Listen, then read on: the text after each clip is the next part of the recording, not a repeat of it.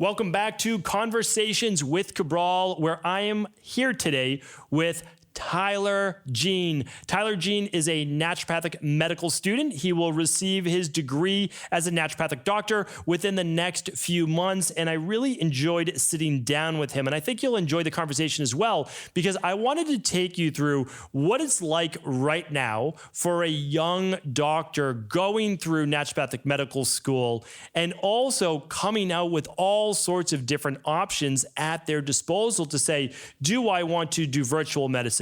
Do I want to work in a private practice? Do I want to work in a hospital-based setting?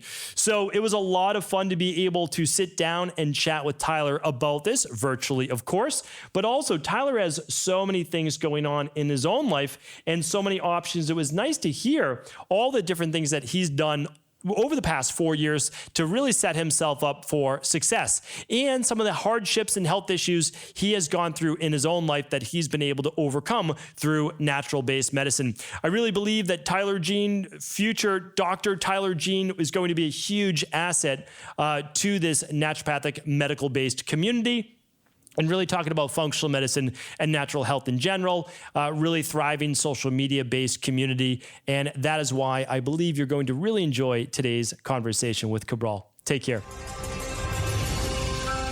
Welcome to the Cabral Concept, where board-certified naturopath and integrative health practitioner Dr. Stephen Cabral shares how he was diagnosed at the age of 17 with a life-altering illness and given no hope for recovery. It was only after studying and traveling all over the world did he discover how to combine ancient Ayurvedic healing practices with state-of-the-art naturopathic and functional medicine to fully rebalance the body and re-energize it with life. It's time to discover how to get well, lose weight, and finally feel alive again. And now, here's your host, Dr. Stephen Cabral.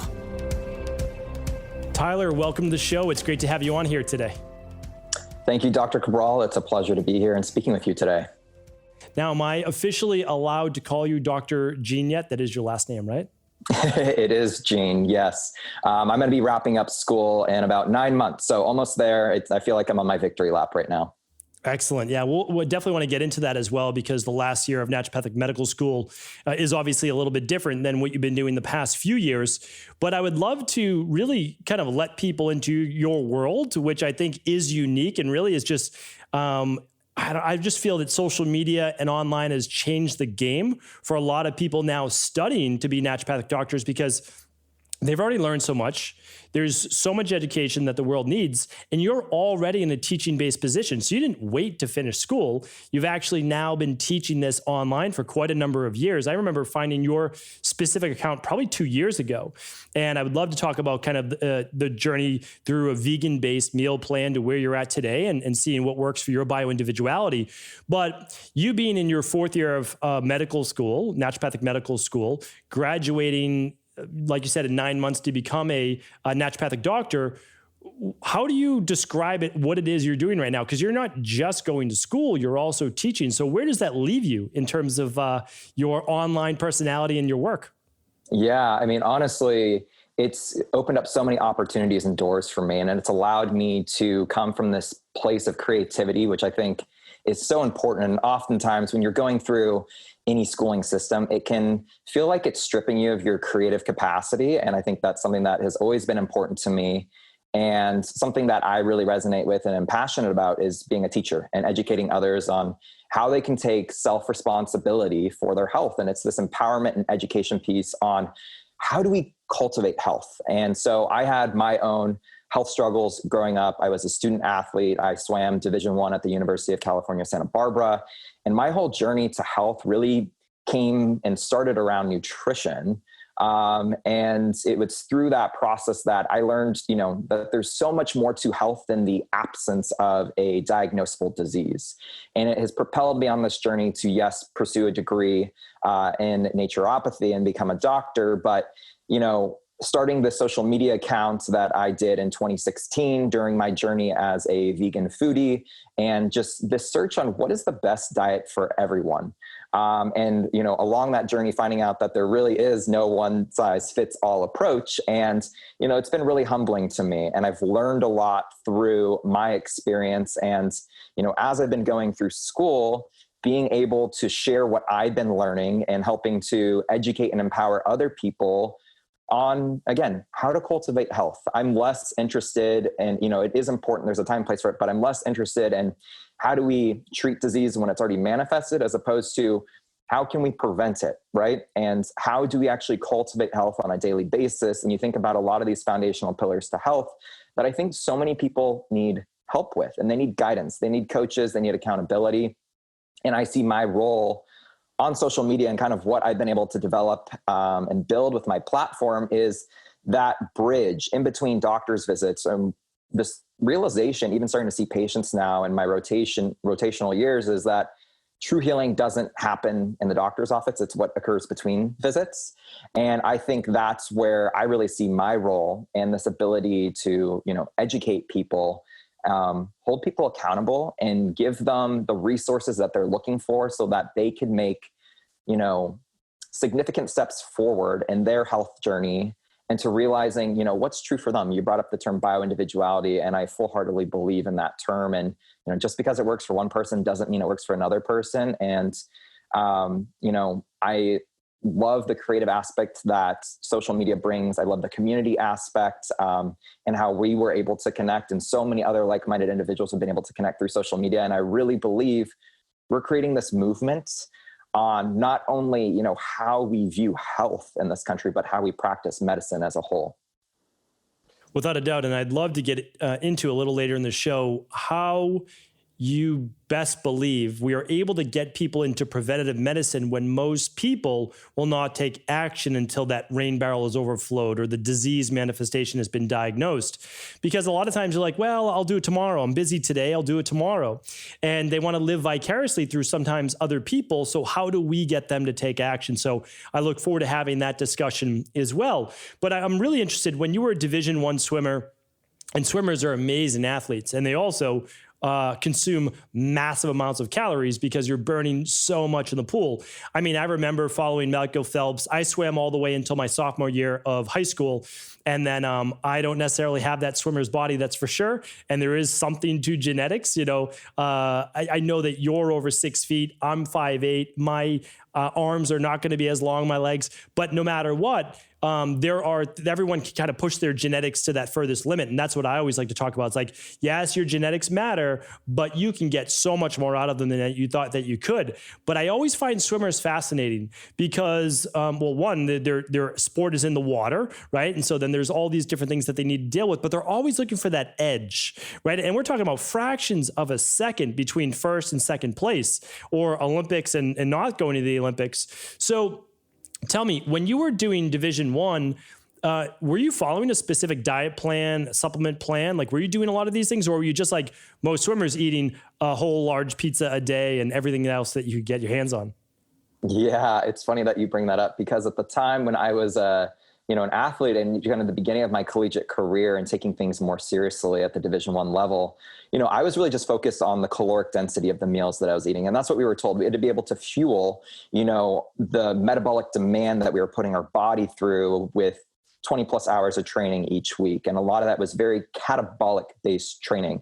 You think about the endurance and aerobic nature of swimming, in addition to we did a lot of stationary cycling, and we also did a lot of weightlifting too. I was a sprinter too. So, even more important was that aspect of recovery. And you always hear about recovery and how recovery is this, just as important as the work you're putting day in and day out in the pool or in the weight room. And it was something that is just kind of like, oh yeah, like I'm going to try to sleep more and, eat more whole foods, or making sure that I'm getting in enough nutrients. But, at the time I was eating a standard American diet, and, I thought, I didn't really like vegetables. I didn't like the taste of them. I would say the only vegetables in my diet at the time were spinach. That was I thought I was doing a service to myself, and I wasn't eating like iceberg lettuce. And I was like, spinach is more nutrient dense. And I just coupled that with ranch dressing. And then sweet potatoes and potatoes in the form of French fries. Those were my main vegetables that I ate. Otherwise, I was pretty much, I was a steak and potatoes type person. I had a huge sweet tooth.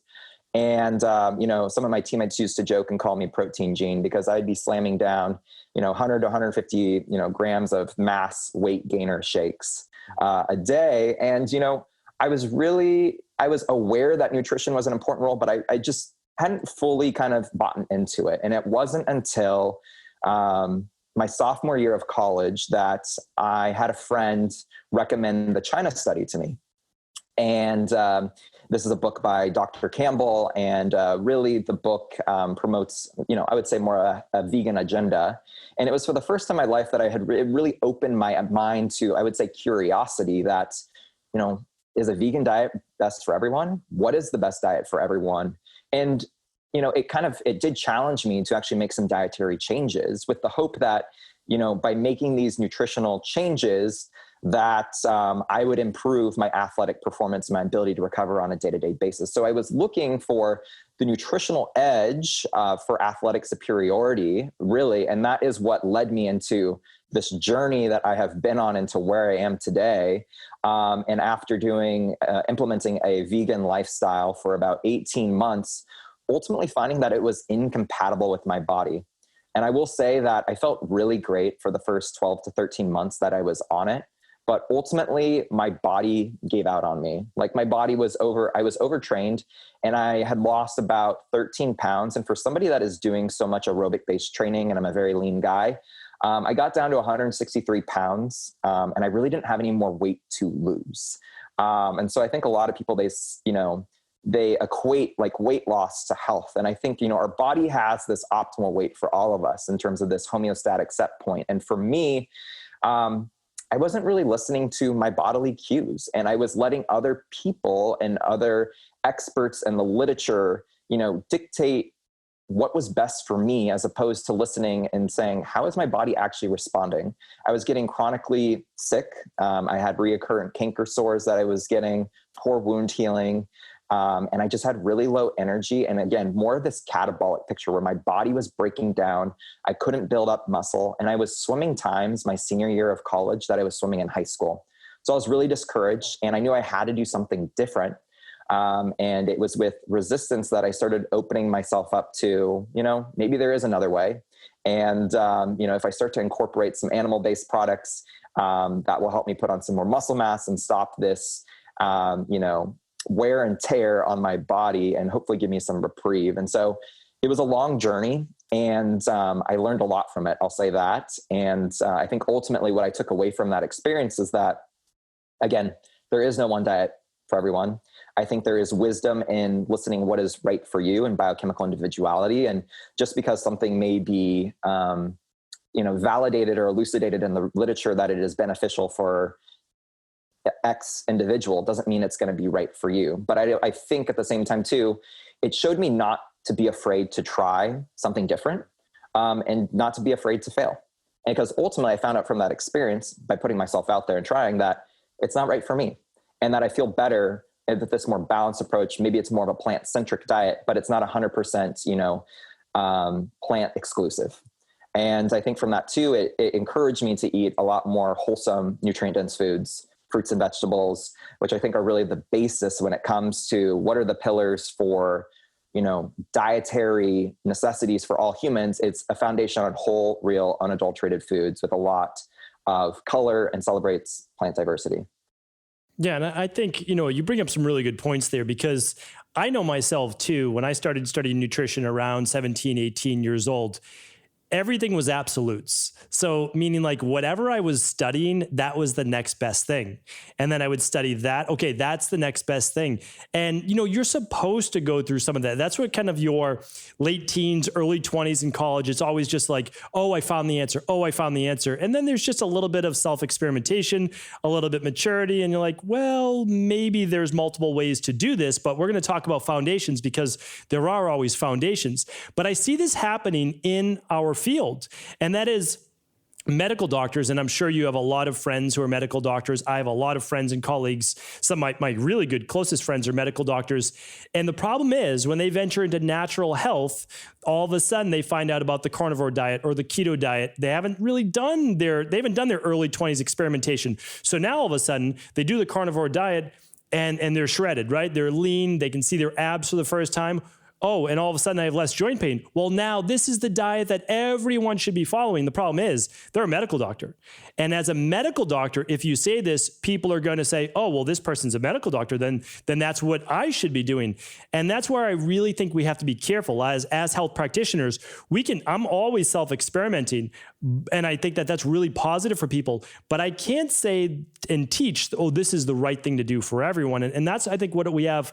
A lot of what's wrong in the natural health industry is saying, use this, use that, and it's exclusive. It's almost like workouts used to be. It's CrossFit or nothing, right? And it's like this type of workout or nothing. And oh, there's no place for doing some cardio. There's no place. And again, I was a part of that for sure. So it's interesting to see you've already arrived there. You already have gone through yourself of experimentation and understand that, for your body type. And certainly for my body type. And again, like I was vegan 3 different times, 6+ months at a time, trying to make it work for me, because on a spiritual path, I wanted it to work. And people say, well, you're not doing it right. And trust me, I was doing it right. And I'm my day is 90+% plant-based, even more than that. But and Ayurveda says this, like I'm more of a catabolic nature. You can be more of a catabolic nature. And especially with our activity levels, when you look at the kapha body type, the endomorph body type, they're naturally anabolic. So they actually do much better. And I see vegans online promoting a vegan diet for everyone. And I'm like, yeah, but you're super lean because you were a kapha body type, and you are a kapha body type, so it works better for you. So I think it's amazing that you're promoting that, and also not judging people who want to be vegan. And then they have to go through their path as well. And maybe they'll always be vegan, and that's fantastic too. It's both of our jobs to support them to be the healthiest vegan they can be. Absolutely. And I love that you bring in the Ayurvedic aspect too. And, I've done some Ayurvedic pulse testing, and I'm a Pitta Vata, and just the Vata body type in general is more catabolic in nature. So, you're combining that with, a diet that is higher in carbohydrates, lower in protein, and you're not stimulating a lot of these anabolic pathways as much as if you were to be eating animal-based tissue or animal-based products that are going to, again, be more anabolic. So, it's listening to your body. How does it respond? And just realizing like we're all individuals. And also, as you said, just realizing that there are certain individuals that absolutely thrive on a vegan diet. And so, as opposed to saying there's one size fits all, which is, I think, where we get in trouble, or just kind of like, blanket medicine and, one size fits all, being curious, open to curiosity as to why does this work for everyone, and realize that we're all unique. And then, yes, there are, genetic predispositions that make somebody maybe better equipped to a certain dietary lifestyle. And then for other people, that maybe it makes it incompatible for them. So, I think honoring that too, looking at how well you're able to digest food, all these different lifestyle factors, and just what does your day-to-day look like? Are you, a very stressed, gung-ho entrepreneur, CEO type person, or are you more of a yogi that is, kind of, more relaxed, living on the beach and living more of this laid back lifestyle? I think there's so many important aspects to that, but ultimately, I always tell people this, they're like, should I try this? Should I not? I was like, ultimately, you're going to learn through self-experimentation. And so I encourage people, even though I didn't have the best experience or found out that, veganism wasn't the best for me, I encourage people, if you want to try it, go for it. I think you're going to learn a lot from it. That, and, whatever is working for you now, we're not static beings, may not work for you 12 months from, just like you started. So I know many people, they go on a completely plant-based diet, vegan diet, and they do feel great. And the reason is they had poor digestion, they have low stomach acid, like many different reasons why, and they feel much better right now, right? So they're eating predominantly water-based foods, and now their body's more hydrated. And they're also might be more on a spiritual path. They're doing more meditation. They're doing other things that go along with the specific lifestyle. So the problem is, again, this sets into more of a catabolic nature. And if you're someone, and you absolutely are a Pitta Vata, so for you, you have most likely strong digestion, at least your natural constitution would. So if you're trying to get the protein requirement that your body requires, especially as an athletic collegiate swimmer, I mean, it's going to be challenging. Can you get 100 plus grams of protein a day from a vegan-based diet? Absolutely. Is it as filling and heavy and thermogenic as animal or fish or egg? It's just not. And again, like that is where Ayurveda and other things teach us these specific things. But what I learned too, and especially since how I approached it, is that I'm much more responsible with how I choose to eat animal-based products now. So I eat meat as little as my body needs. So that's how I try to do it for me. And when I do, sure, it's grass-fed, grass-finished, is pasture-raised eggs and chicken. It's those types of things. And again, as much as my body needs, but not necessarily more, and not purchasing from the local, factory farm that is treating these animals inhumanely. And I've learned a lot about that over the past few years, especially with trying to be as responsible and sustainable as possible. And I'm sure you have as well. Yeah, I think there was a term that I heard, maybe it was Michael Pollan, but it's conscious omnivore. And I really agree with that thought process, and just, ultimately listening to my body, supporting people that are doing it right. Recently been getting more into looking into regenerative agriculture and the impacts on climate change, and, better for the animals, better for our climate, better for you and your health. And just being more in touch with the food that we're consuming. And again, just being more intentional with being informed shoppers and consumers. I think because of the way that we are so removed from our food, and, for most of us from a day to day, we don't either like to cook or remove from the foods that we're consuming. And a lot of that is, we're eating out of convenience, packaged processed foods, we're frequenting restaurants or fast food. We're out of touch with that. And so I think, one of the most important things that I'm always sharing with my audience is, how can you get back into the kitchen and start to build on those culinary skills so that you can feel more empowered into what you're putting into your body? Because I think ultimately it gives you that autonomy to know what you're putting in your body and feeling good about that, because so many people may not be aware of how certain foods are impacting them until maybe they've removed some of those foods for a period of time, or done some type of elimination diet, or done some type of diet journal, and then be like, wow, I cut out a couple of these different foods and I feel significantly better. My rashes improved, my brain fog improved, my digestion improved. My anxiety and some of these, things that we talk about in terms of mental health disorders, intimately related to our gut health, as well as, a lot of the foods that we're eating and digestion and metabolism, starting to become more aware of these things. I always kind of call it as a superpower, this self-awareness, and how, different environmental factors in the foods that we're eating are impacting us on a day-to-day basis. And so I really challenge people to get back in the kitchen, try to have fun with it, try to focus on eating more wholesome, nutrient-dense foods, and not getting caught up in all the, the dogmatic diets, because you had even mentioned earlier, like on one end there's carnivore and there's vegan. And I've seen vegans that have swung all the way to carnivore. Right. And now seeing some of these carnivore yogis, which I kind of have to laugh about. And there's also people that have been on carnivore and then they've swung over to a vegan diet. And it's just one extreme to the other, right? As opposed to, how can we find that middle ground? And listening into our body and actually picking up on the cues on what it needs. And oftentimes I think we're outsourcing our own power, and we're waiting on someone else to tell us what is best for us, as opposed to, again, listening into those cues and say, what is my body telling me right now? And understanding that there's wisdom in all of these diets and why they may work. It's just the fact that people aren't asking why. So if you go on a vegan diet and you feel fantastic, ask why. Is it the specific food you're eating? Well, maybe you are including more vegetables in your diet, more fruit in your diet. And yes, people can still eat fruit. But the big thing to me is you have to get to the bottom of the why. So if you go on a carnivore-based diet, because I ask people all the time when I'm working with them, what have you done before that has given you relief from what you're currently dealing with right now? And it's one of the top questions that every practitioner should ask.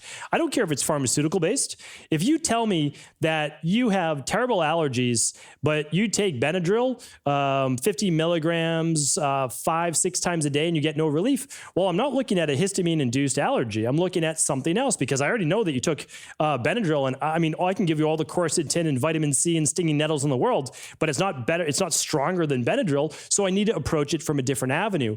And the same with diet. Okay, you can only eat these 4 foods. Well, why do those 4 foods? Why are those okay with you and these aren't?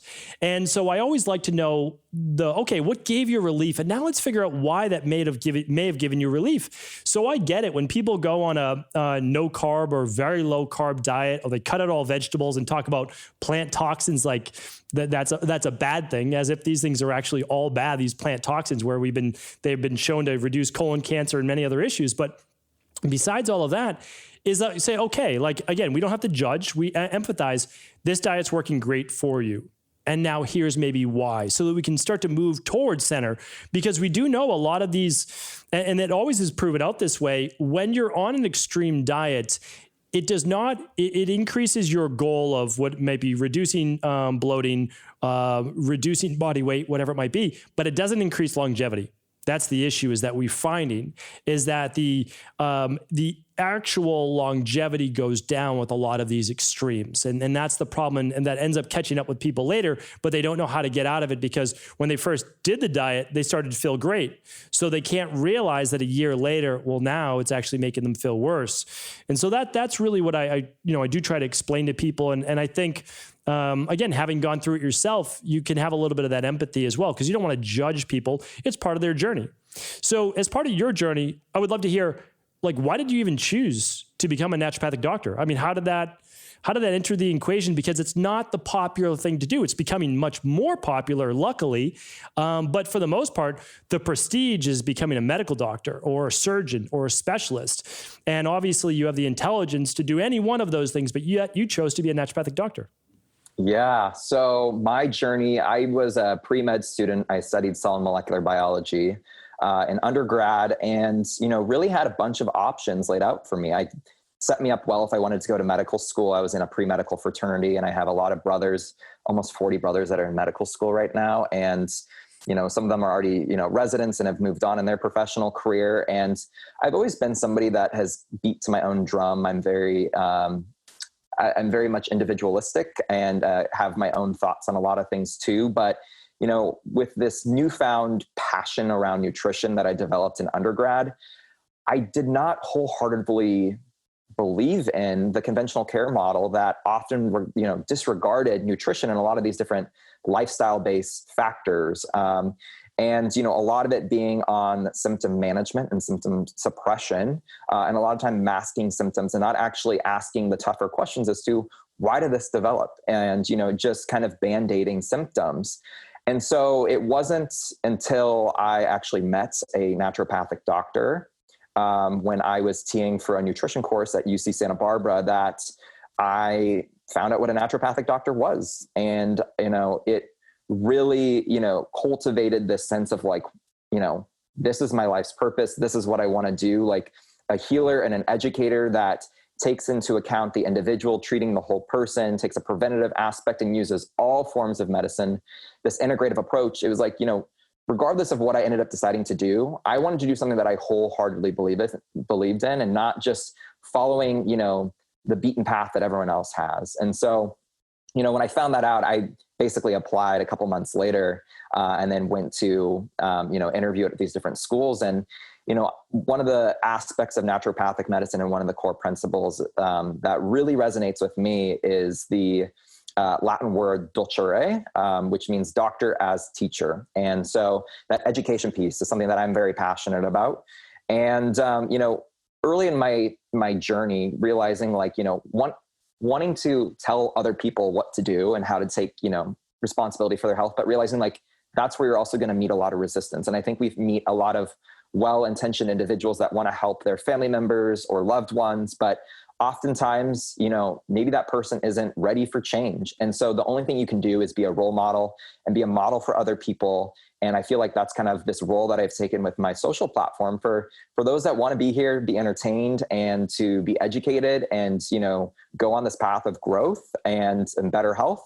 Follow along. If it's not for you, that's fine. And maybe it's just not the right time, but ultimately, it was kind of just this, I think it was like the sign from the universe that like, this is what it's meant to be. And I think now more than ever, people are seeking more of these root cause answers. And with chronic disease being such a epidemic in this country, I think that's where naturopathic and functional medicine really shines, is asking those tougher questions, looking at the root cause issues and imbalances, and this fundamental realization that is kind of like the cornerstone and keystone of naturopathic medicine, that when you remove the offending obstacles and factors that are perturbing normal physiological function, and you give your body the raw materials, the nutrients, the sleep, the stress reduction, the community, and the exercise, you put your body in this position to heal, because your body has this inherent capacity to self-heal and regenerate.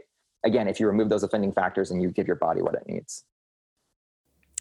You're talking my language. I appreciate that, and reinforcing it for everyone out there, because that's really what it is. The doctor is the teacher, and I think that's and I hope that it continues to go this way. A lot of people that get into the natural field are starting to say, listen, it's not the doctor that is healing you. The doctor is teaching you what to do for your body to heal itself. And much of the healing takes place in a way that we yet don't know. We know how to remove the candida, the SIBO, the H. pylori, the parasites, replace certain prefactors or co-requisites for neurotransmitters, et cetera. But again, in all of the body's innate wisdom, we can only supply it with what it needs and then help to remove whatever those toxicities may be. And so that's a great way to put it, is essentially teaching, right? It's there to teach your clients. And one of the big things you mentioned was not everybody's ready, not at this time. But if they hang around long enough, I love the analogy. If you hang around long enough at the barbershop, you're going to get a haircut. So that's the thing. You might not be ready yet. That's okay. Start to just listen, start to watch the recipes, look at all the different things that people are doing, join those community groups, see what people are doing. And then we have people, 4 years later saying, I'm ready to do my first functional medicine detox. Well, fantastic. Like, that's okay. You waited 4 years. Well, now you can use it for the rest of your life. You're going to understand the process. And the first time is going to be the most challenging. You're going to hit some obstacles. That's okay. That's why you have that community, the people behind you. I'd love to know what did you think going into naturopathic medical school? And how is it different 4 years later? What did you think that you would learn, you would see, you would feel? And now you're at the end now. So like, what's the difference? Especially for a lot of people out there right now looking at going to, you're at the National University of Natural Medicine. There's Bastyr, there's Southwest, there's Bridgeport. There's all these great schools. So you're always bright-eyed going in, and what's kind of changed, or maybe it's just reinforced? Yeah, I would say a lot of things have changed. And, I chose NUNM in Portland for a number of reasons. I mean, Portland, I don't know if you've ever been, is a huge wellness hub, big food scene. I think it rivals, the greater LA area, which a lot of people equate to health and wellness, and, just great food scene. So, close access to nature, a lot of community. You think about farmers markets, incredible food scene. And so it was a place that I felt aligned with first and foremost. And NUNM has been the longest standing naturopathic college in the US and in continental North America. So there was a lot of rich history there. And something that was important to me was the clinical experience and making sure that I would be able to see a number of patients in both my third and fourth years. And so that was one of the reasons why I chose NUNM. But a lot of things have changed. And I think the high cost of continuing education and graduate-based schools has been a limitation to, people being interested in pursuing a 4-year degree, not to mention the price tag that comes with a 4-year medical education is pretty daunting. And many people, including myself, take out loans to pay for that. And so, I think there's this greater move to online-based courses and being able to learn anywhere in the world. At first I thought, naturopathic medicine is the medicine of the future. And, as I've gone through school, realizing, naturopathic medicine, as much as I love the philosophies and the foundations of it and how it gives us such a diverse toolkit to really help people from both, pharmaceuticals, clinical nutrition, homeopathy, hydrotherapy, herbal botanical medicine, and so many other tools, and just building on that toolkit. Unfortunately, in a way, it has become more allopathic. And as I've gone through the training, there is this expectation and desire to be respected by our colleagues and peers, MDs and DOs. And I think because of that, adapting to more standard of care. And unfortunately, and the sad reality is, weaning out and teasing out some of the curriculum that we used to learn in the past, such as Chinese medicine and Ayurveda and hydrotherapy and homeopathy, some of these forms of medicine and what we sometimes call nature cure, that were the foundations that made naturopathic medicine what it was. And, I went to naturopathic medicine because I wanted to learn that stuff, but are being phased out because they're less evidence-based. And this desire to follow this evidence-based model to seek validation and credibility from our peers. So, at first I thought, I'm going to school for naturopathic medicine, realizing that a lot of it is becoming more standard of care, primary care. We have that ability to be primary care physicians in the state of Oregon, and it is a state-by-state type of jurisdiction-based model in terms of how you can practice and what, rules you're held to. But yeah, it kind of ties your hands in a way, which, what I like about naturopathic medicine and what initially brought me there is I could think outside the box. I can employ critical thinking, and I could really search for those root causes. So while I really resonate with the foundations and the principles, now that I'm 3 years in, I'm in my 4th year, I have been a little bit discouraged, and, it's unfortunate. And, my hope is to continue and spread the message of root cause medicine and, safeguarding some of these, teachings and modalities that we've used for centuries. And, there's a lot of wisdom to, and maybe we don't have all of the, evidence-based medicine to support it, but, I think there is wisdom from anecdotal stories that our ancestors have used. And again, expanding that toolkit and then realizing that the role of the naturopathic doctor is really in an integrative space. So it's not naturopathic or, allopathic. It's really a very integrative role where you have your care team, right? You have an ND or a functional medicine ND. You have your medical doctor, your surgeon, or your chiropractor, or your spiritual energy healer. You have a care team that caters to you and your individual needs. And so that's where I really see naturopathic medical doctors right now. And we'll see where things go in the next couple of years. With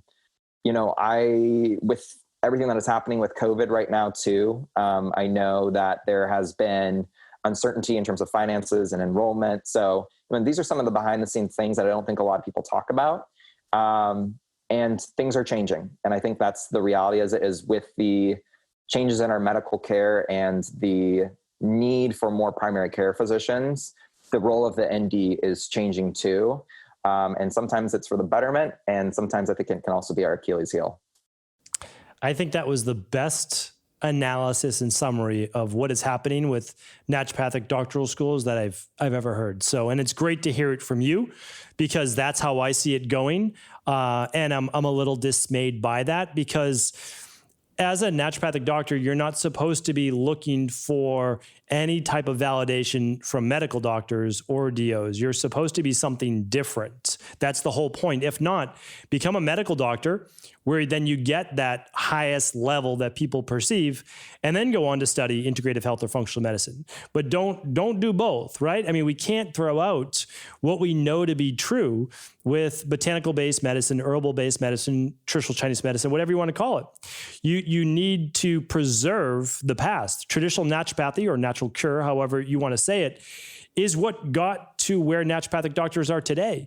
And we have the evidence behind it. We don't necessarily spend the same money though, because we don't have a plus $1 trillion pharmaceutical-based space. So I'm in complete agreement with you. The biggest difference though, and I've actually mentored many naturopathic doctoral students while in school for their own health and just basically being in the space. And this is going back some time now, but I was absolutely shocked that some schools don't have any residencies or internships for naturopathic doctoral schools. Now that may be changing because again, like kind of keeping up with allopathic medicine, but there's obviously a big school in California. People know about it, but it doesn't necessarily have a residency with it. And I found that really strange because like you, I think that the learning can be done online. If you are passionate about a topic, you're going to learn about it. So if there's specific tests, the material, great.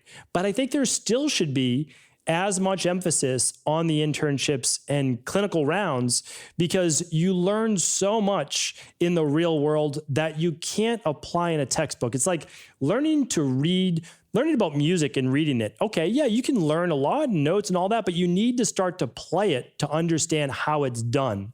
And I know for me personally, I had all my realizations with saying, oh, this is how it's applied when I began to go through those internships. So I'd love to know what you're interning in now, and if you've had some of those same experiences about kind of learning more from being on the job. Yeah. And I think that's a really great point that you bring up. And that's something that I'm learning being in my second round of rotations. And I'm on 3 different shifts this fall. One is gastroenterology focused. Another one is just general primary care, where you just see a bunch of different things.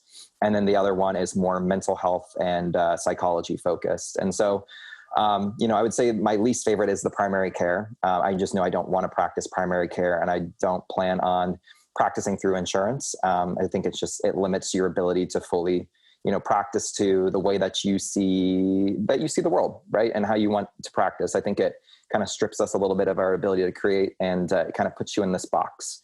So I've met with some resistance, but I am loving some of these. I'm doing a mentorship that's in gastroenterology with an ND that has been practicing for over 40 years and practices more, functional medicine. He is, certified through the Institute for Functional Medicine, but also, blends naturopathic with, all forms of integrated medicine and functional medicine. And I'd say that's my most exciting shift that I'm currently on, because it really challenges me. And I've been able to see some really complex chronic issues where, again, it comes back to the basis. You remove those offending factors, you give your body what it needs.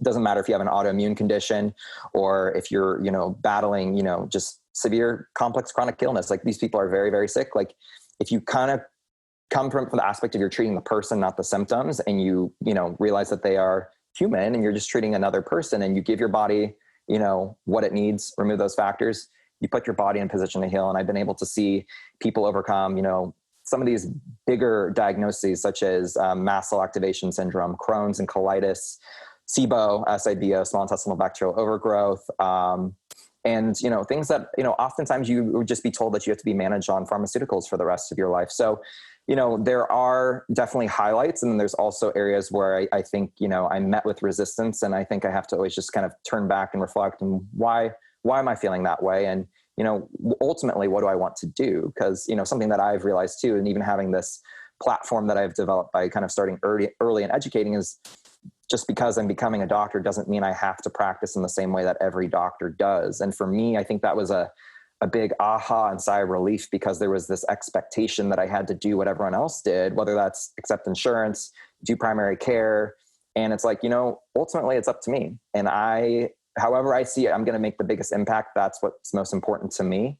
So, I think just staying open-minded through this journey as I learn more. But even just to go back to your previous question about this need for residency, because residency isn't required for naturopathic doctors in naturopathic medical school. And I don't think it will be required until we get licensure in all 50 states, because the way that residents are, residency make money, and it's funded through the federal government in terms of MDs and DOs. And so all of the residency positions for naturopathic doctors are privately funded. So until we get, I think, recognition and licensure in all 50 states, there won't be, federal aid to fund those residency positions. So, while there are residency positions and people may complete a 1 or 2 or 3 year long residency, it's highly competitive because there's not many spaces, because there's not a lot of allocation of money and resources.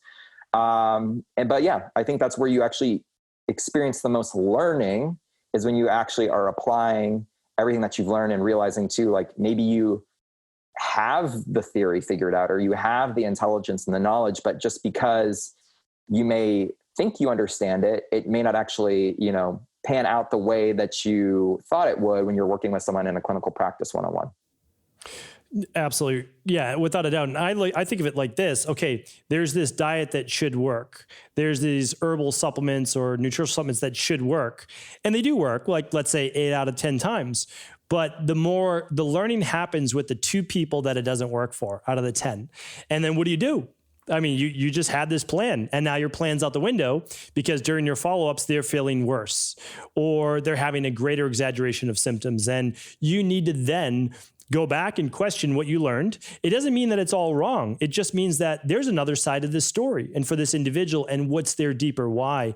And so that's really, obviously, as you know, and our community knows, we teach these principles through the Integrative Health Practitioner Institute. But if there was ever a way that these students could then also intern, that really to me is kind of that next level. And that's difficult because there's HIPAA compliance, there's laws around this, there's they're not doctoral students. So, it's a little challenging there, but that's why we do a lot of case studies. We do different things like that. But I'd love to hear people's experiences with that, because it also shapes how you feel you will be practicing. And you've already learned that you don't want to be primary care.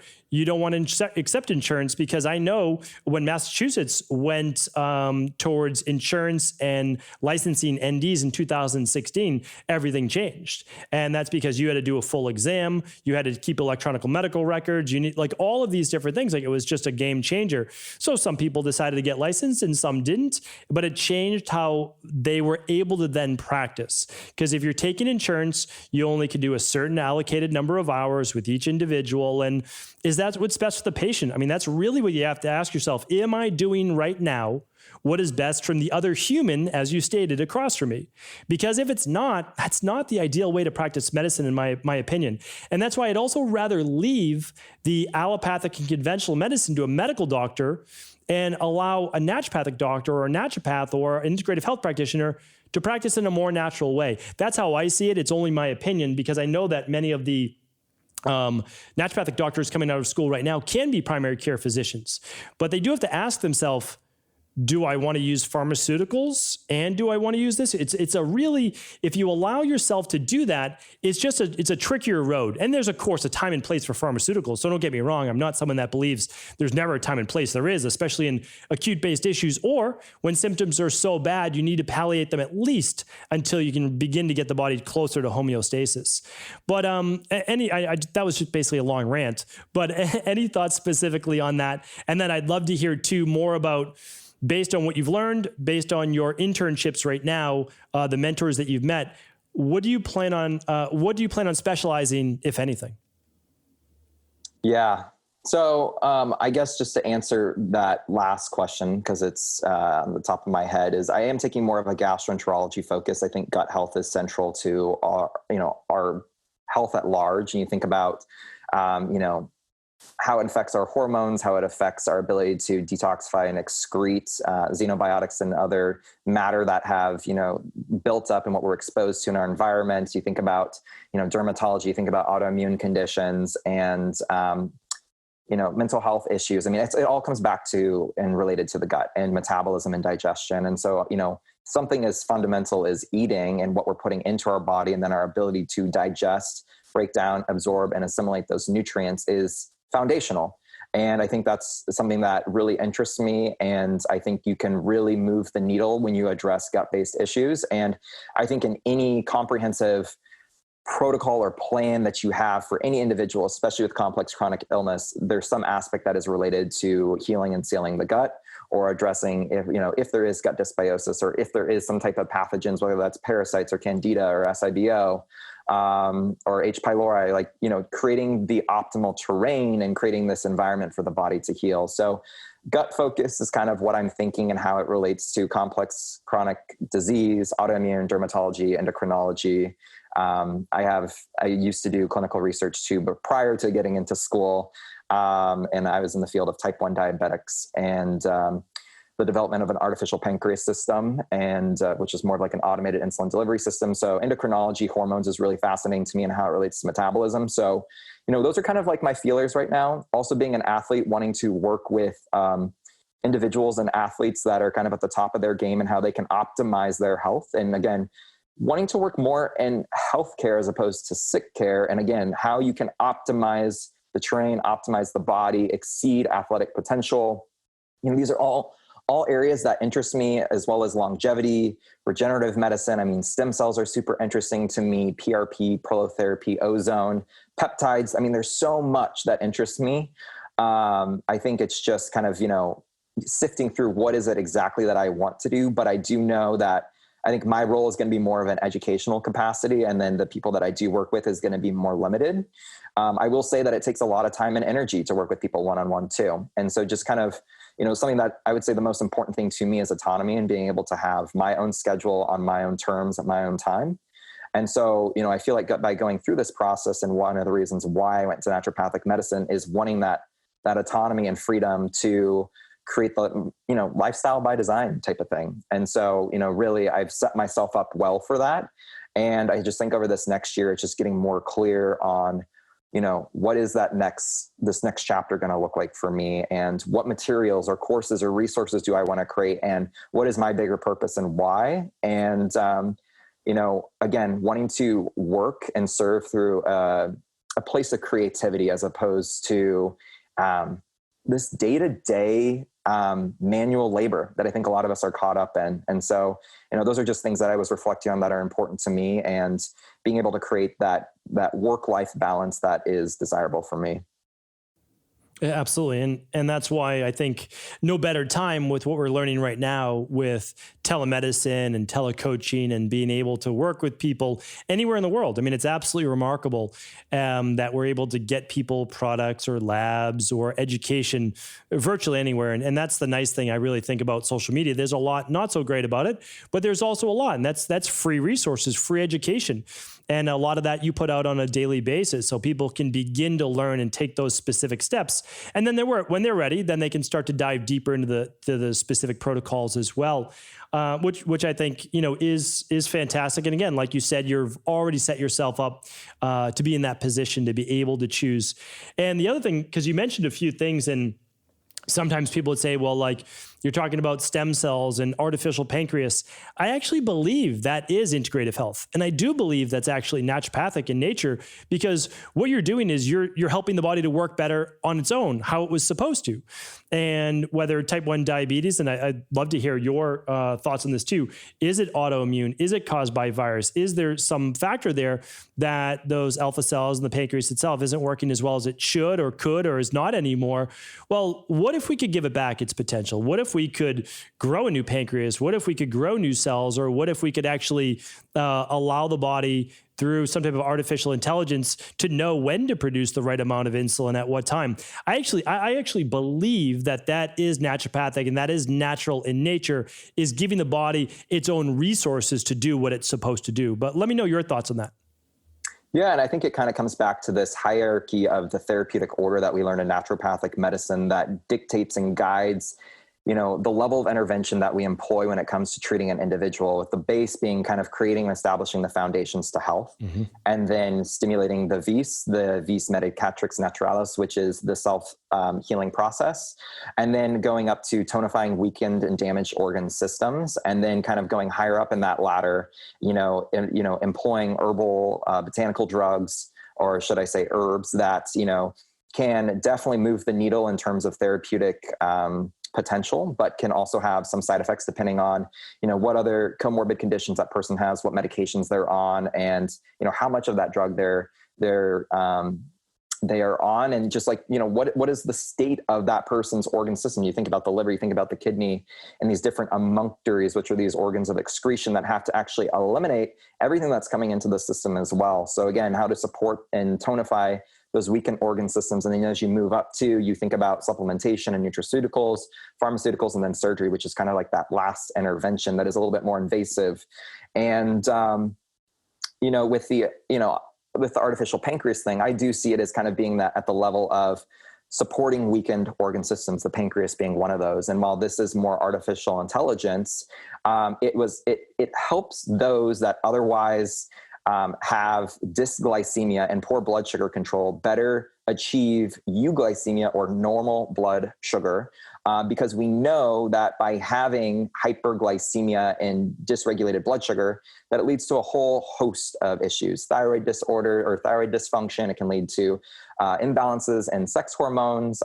It also can create more of this pro-inflammatory environment and set you up for more comorbid conditions. It can also, with diabetes, can lead to diabetic retinopathy, peripheral neuropathy. It can lead to nephropathy, so kidney damage. It can lead to increased risk for cardiovascular disease. So you really want to prevent that, right? And how is it that you can get your body back into the state of homeostasis? But, to go back to the autoimmune question, I mean, right now it's more theory of like, can you actually reverse autoimmune disease? And when you're putting it into remission, what's happening? And I always like to phrase this question as like, what is happening with an autoimmune condition? So with autoimmune disease, there is immune dysregulation as opposed to a hypervigilant immune response. Like, yes, but there's more immune dysfunction, dysregulation. And a lot of that is because we have loss of tolerance, and we have both central and peripheral tolerance as part of the immune system. Central tolerance being in the thymus gland, and peripheral being these T regulatory cells. And when we lose tolerance, we have more, again, immune dysregulation. We see things such as more food sensitivities, food intolerances, more, the development of autoimmune conditions. You have digestive issues, skin rashes, a lot more of these systemic type of reactions because there's this breach in intestinal permeability. We know that the gut health is intimately tied to our immune health because of the association with the role that, the postbiotics or these short chain fatty acids that are byproducts of carbohydrate or fermentable fiber metabolism, our bacteria, how that communicates with our gut associated lymphoid tissue, which is why everyone talks about how 70 to 80% of our immune system relies on our gut. What they're referring to is that lymphoid tissue that resides under that single layer of cells that line the digestive tract. So if we think about why have we lost immune tolerance and how can we restore tolerance, I think a lot of it comes back to gut health and how that gut health is central to both our immune health and restoring immune homeostasis as well as metabolic health. And then also looking at what is the genetic predisposition, because yes, there is a genetic predisposition where people may be predisposed to, maybe Hashimoto's or type 1 diabetes or psoriasis, Crohn's or colitis, but you also have that prerequisite of intestinal permeability or leaky gut, what we call. Also thinking about that total toxic burden on the body or that metaphorical rain barrel that you talk about. And then that triggering event is kind of that fourth pillar too. So you talk about like viruses, and we're starting to study this seasonal pattern to diagnoses of, let's say, type 1 diabetes, and the onset of, infections such as viruses. That is kind of like the camel that breaks, or the straw that breaks the camel's back.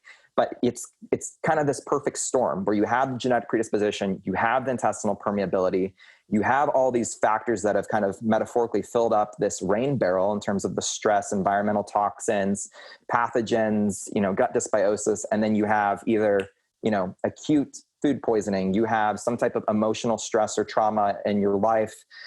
Maybe it's a divorce, maybe it's an infection, maybe it's the insertion of a foreign object such as an implant or, some type of surgery, breast implants, that for that person, based on that allostatic load, is that triggering event, and it turns that immune system to this more dysregulated aspect.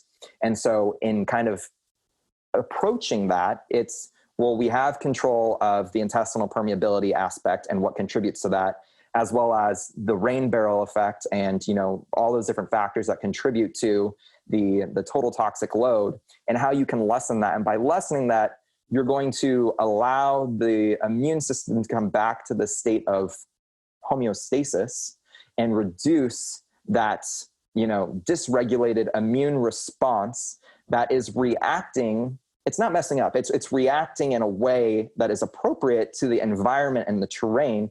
So by cleaning up the terrain and thinking about the terrain-based theory, I think there can be significant healing that people can experience through that.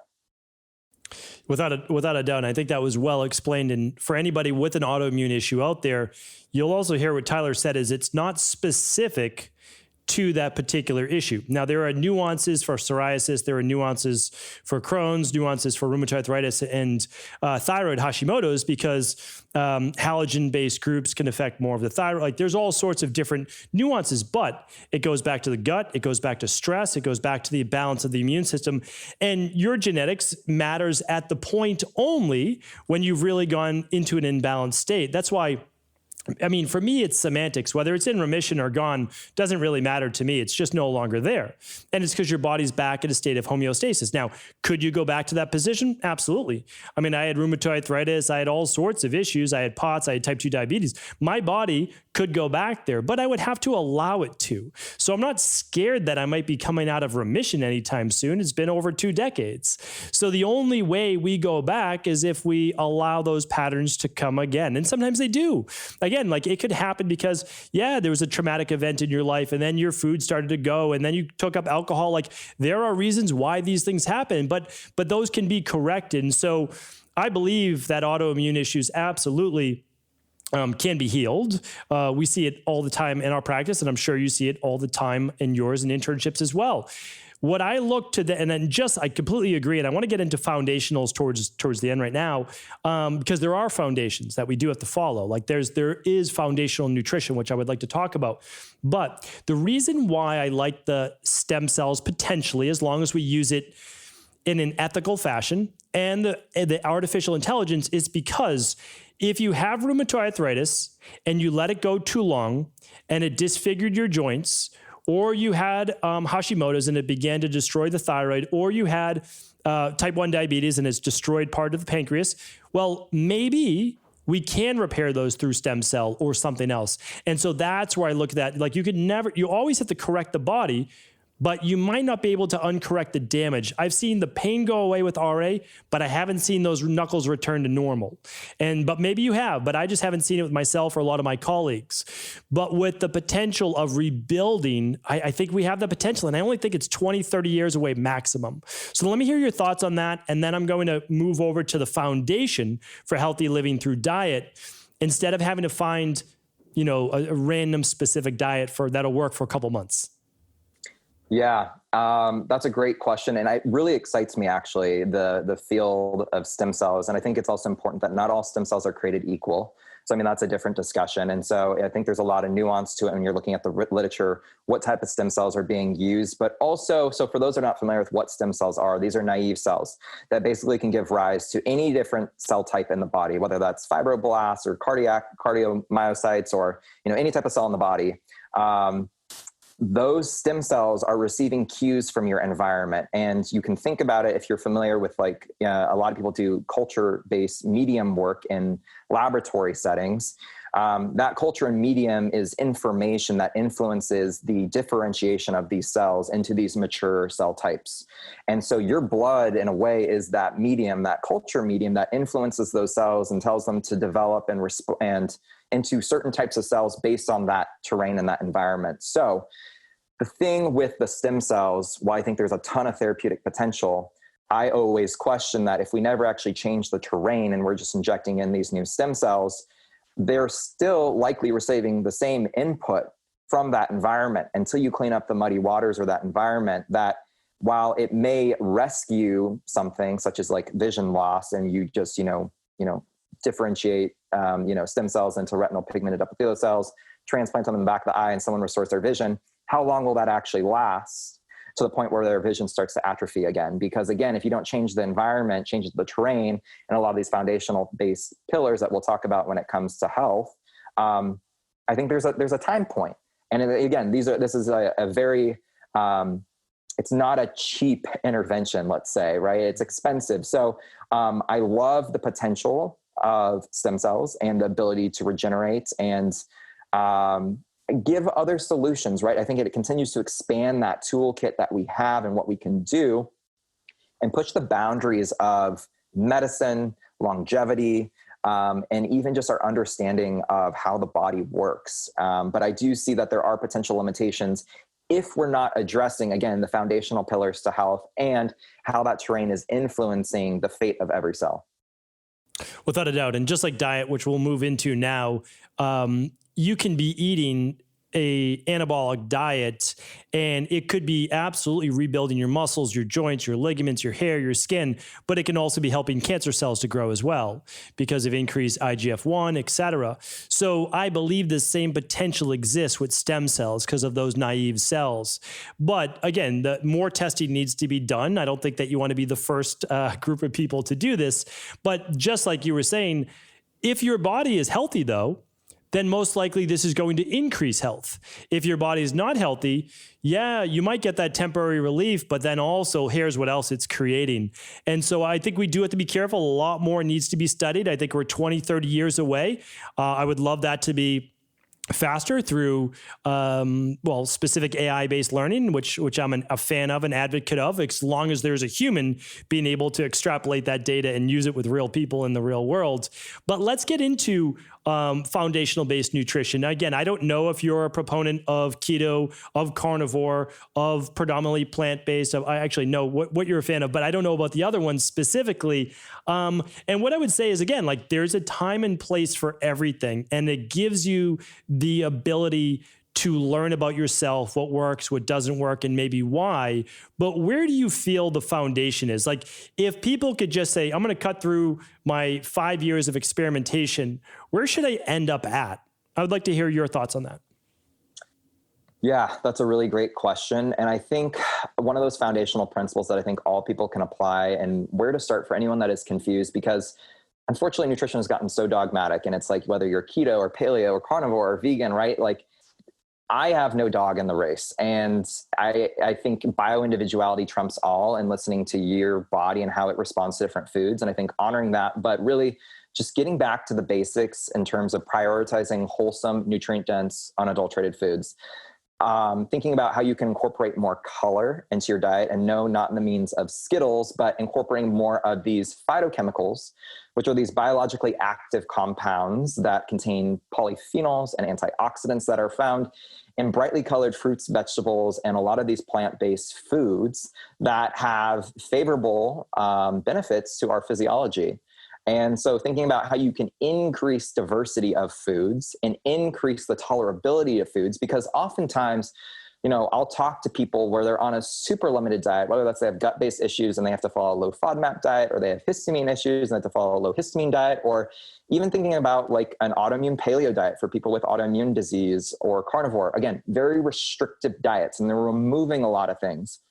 Ultimately, I think our goal as humans is, how can we increase tolerability to all these foods? Granted, you may be in a heal state currently, and you need to identify and remove some of these triggering foods for a period of time until you can heal whatever that underlying root cause is. Then when you're in a phase of optimization as opposed to healing, your body's going to be more adaptive to different types of foods, and it's going to be able to tolerate those things too. So I think the important question is, again, why have we lost the tolerance and ability to digest these foods, or, how have they become incompatible with our body? Like a lot of times when I think about food sensitivities, especially if people have there's a patient that I saw on shift the other week, they had 33 food sensitivities, including the things like ginger and turmeric, which we know are super healthy, anti-inflammatory, and modulate, hundreds of different pathways that, favor, good health.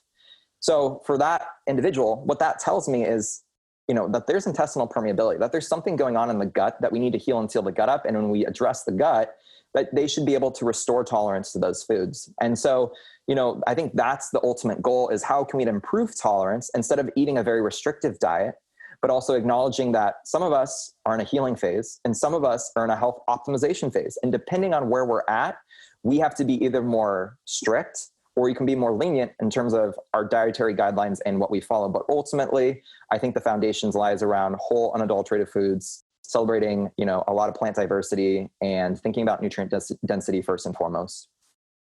And so when you're looking at building, let's say, breakfast, lunch, and dinner, are you trying to say, well, we want to eat a rainbow throughout the entire day? So are you trying to say, okay, we're going to get, do you believe in the 7 to 9 cups of fruits and vegetables every day? Are you trying to get 2 to 3 cups with every meal, along with the phytonutrients, the fiber, all that comes along with it? Or are you first building around a protein? What does the meal building scenario look like for you? For me personally, I'll break it up, because there's me personally, and then I think about like the patient, the new patient that is maybe on this food journey and they want to eat more healthfully. So for that individual, I think you have to meet the individual where they're at and the patient where they're at. And for that person, if they, don't eat any vegetables in their diet, and all of a sudden I'm going to go vegan the next day, they may get a ton of rebounding gas, bloating, and maybe even constipation, because their body isn't used to all that fiber. So I think it needs to be something like gradually and slowly, depending on where that person's at. But I think any movement to where you're cooking more meals at home, or you're incorporating more whole foods, that is a win, and that is a step in the right direction. And I think acknowledging that with any change and transition, there's going to be challenges, and you just have to be persistent and consistent. And I think that's going to build confidence and long-term wins. For me personally, I don't necessarily abide by any, guidelines in terms of like how much fruits, vegetables, protein that I'm supposed to be consuming. And I don't track macronutrients. If anything, I look at micronutrients. And I don't track calories. I think if you're focusing on whole nutrient dense foods, you're going to be full and satisfied, because it's going to influence different neuroendocrine chemistry that is going to tell and send signals from your gut to your brain that you're full, and you're going to feel satiated because of a lot of the plant matter, the fiber, the quality protein, and high quality fat, which is going to slow gastric emptying and all these different physiology things that we don't have to go into. But when you focus on, I see it with each meal, if you're kind of looking for guidelines, kind of like greens, fiber, lean protein, and quality fat. Those are kind of like my 4 pillars that I try to make sure that I'm meeting at every meal, but also, listening into your body, because it's something that you even brought up earlier in this conversation that, I have typically done smoothies for breakfast every morning for the last 4 years almost. And I really like smoothies. My body does well with them. But also starting to transition more out of that smoothie and the breakfast in terms of the breakfast option, and just like, eating more with the seasons. And like sometimes, smoothies, they're colder, they're pre-digested, they can be great, very convenient for me being a student that just wants to throw something in a cup and, grab and go type of thing, but still ensuring nutrient density. But now that I have more time, and maybe it's the winter, like focusing on more warm, nourishing, grounding foods, when, you think about changes of the season and how it can upheave a lot of things too. And so you think about warm root vegetables and bone broths and eggs and, dark leafy greens that I think can be, it changes. There's variability. So I think listening to your body, but I think that's the biggest piece, listening to your body. What does it need? I don't really follow any type of, necessary like dogmatic diet or any strict rules, but eat almost intuitively and try to listen to my body, what it needs, and realizing that what worked for me in the past may not be currently working for me, and kind of just always adapting as I learn more and listening into what my body needs. And so, it sounds like you're getting your veggies at every meal. You're getting a protein at every meal, lean protein, whether it be plant-based or paleo, we'll call that fish, meat, etc. And you're getting a high quality fat. Those fats could be probably avocado, olives, maybe some nuts, things like that. What about for you? And again, like total agreement. And if you're eating a rainbow, well, there's reds, orange, yellows, we've got blues and purples, we've got our greens, and we've got our whites. So I like to give people those examples. You're probably getting, if you're trying to eat 2 at each meal, about 6 cups minimum per day, and like you said, maybe eat a little bit more of this, maybe you're eating a little bit of less of that. But when you're looking at examples, you're saying, okay, maybe a handful of protein. I'm a little hungrier because I did a bigger workout. Okay, maybe I'm going to eat a little bit more protein. Totally agree with that. And let's talk about for you personally, what about starches? Do you eat any grains right now? Do you stick mainly to root-based vegetables?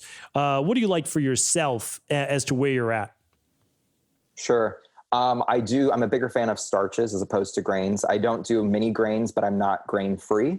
I will have some sprouted quinoa and rice at times, but it's not something that I personally purchase. And if I am going to eat it, it's more, if I'm out type of thing. I will do sprouted and soaked lentils. I like to do a good lentil dal. It's just really rich in prebiotic fibers, and it kind of just gives a little bit more diversity, and my body responds well to it. But generally, I'm doing more of the sweet potatoes. I'm doing plantains. I'm doing parsnips. I'm doing yucca. And the squashes, especially this time of year. But I have noticed, because I've played around with like low carb in the past, and my body does better with carbohydrates as opposed to following a strict low carbohydrate diet. And with any of these diets, whether it's keto, low carb, paleo, carnivore, vegetarian, vegan, I do see, there's truth in all of these. And, whether that's half truths or kind of figuring out like, what is the piece that's true for you? I see a lot of these as tools to kind of, integrate and find out what is the best diet for you and how your body responds. And I know that's probably not the answer that people want, because people kind of want, specific direction, but For me personally, don't do a lot of grains, but if I were to be more active, I mean, this time last year, I ran a half marathon and I was training for a half marathon.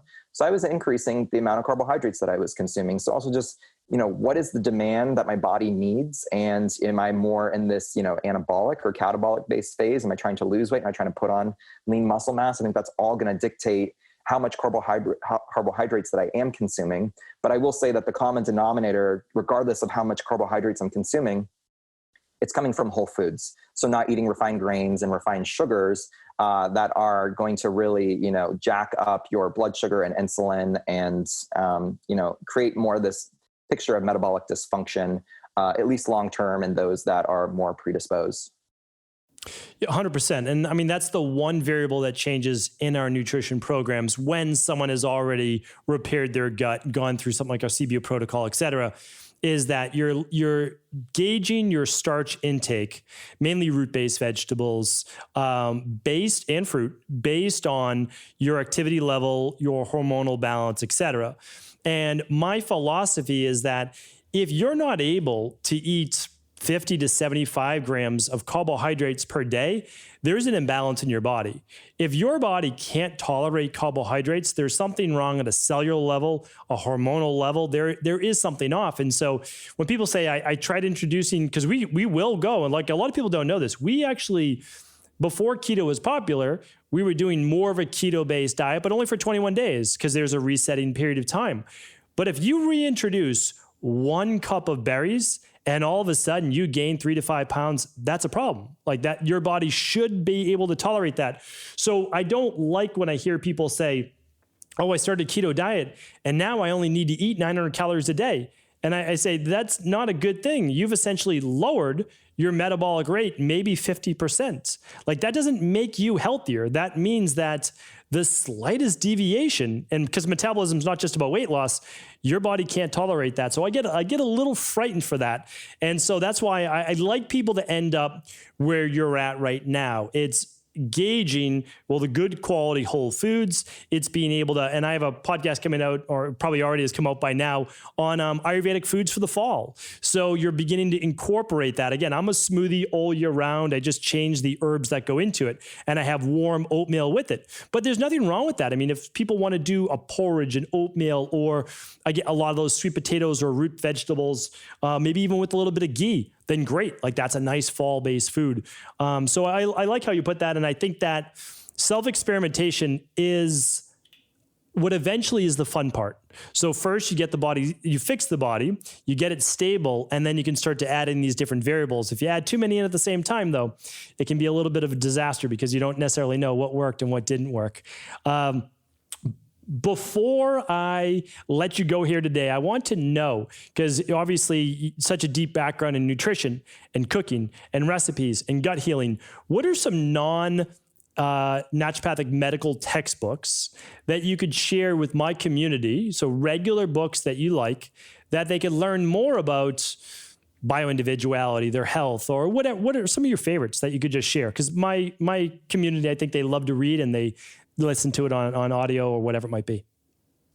Yeah. I think a simple one for places to start in kind of like food principles that is a very easy read, very approachable, is Food Rules by Michael Pollan. Mm-hmm. I really like his approach. And I think he often quotes it as eat mostly plants, not too much. And it kind of talks about the diversity aspect. I know I butchered that quote. No, sorry. You just missed mostly green. Yeah. Mostly green. Yeah. Yeah. I really like his book. I did learn a lot about individual foods and how people respond to foods. And Mark Hyman's book, Food, What the Heck Do I Eat? I thought it was a really good introductory book for a lot of people that want more advanced nutrition knowledge, and kind of goes into more detail and nuances around nutrition and how people are responding.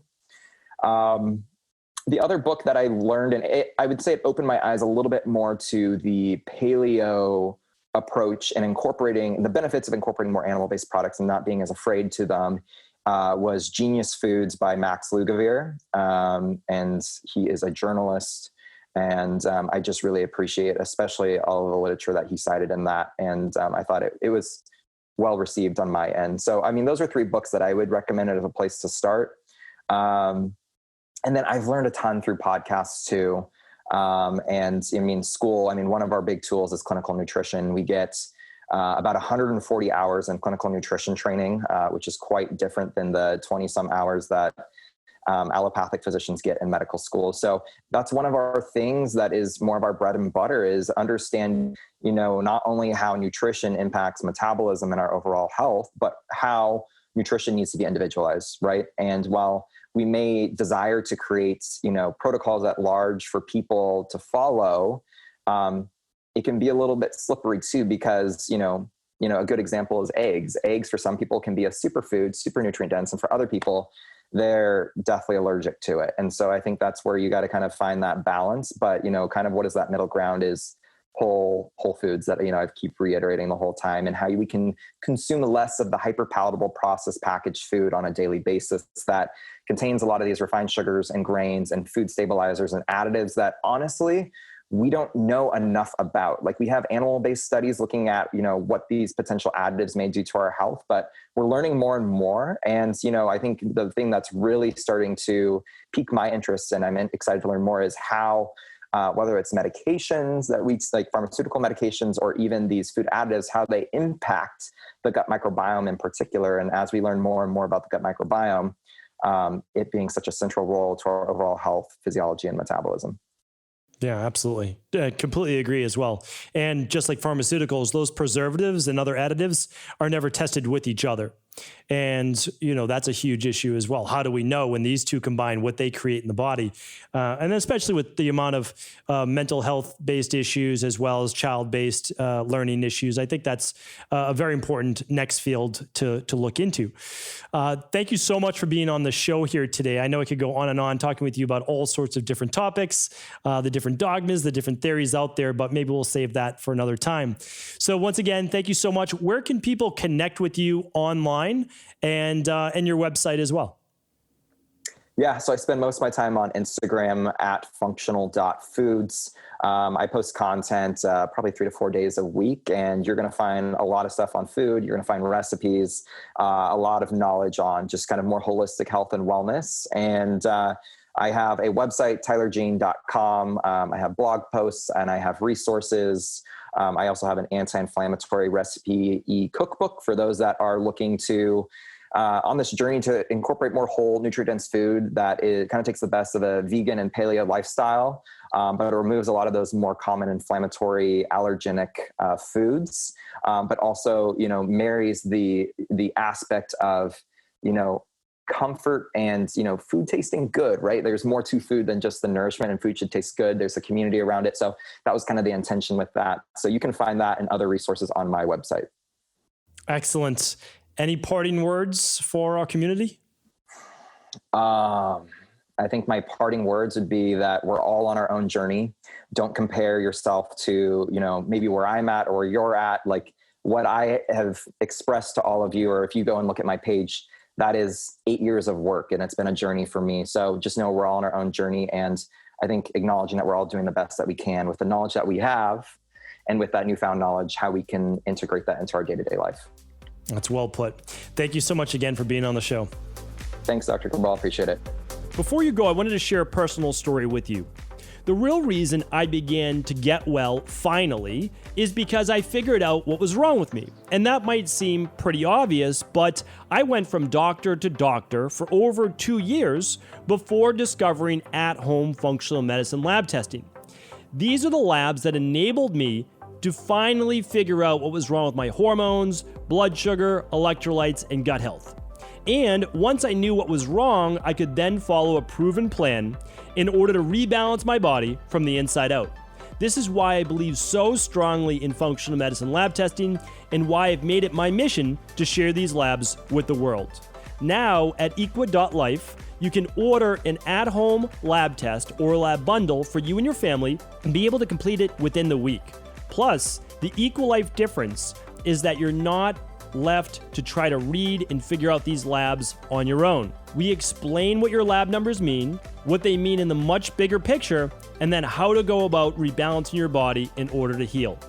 To see our full selection of lab tests, or to set up a free lab selection call to find out what labs may be best for you, simply head on over to equa.life/labs. And do remember, we ship these all over the world.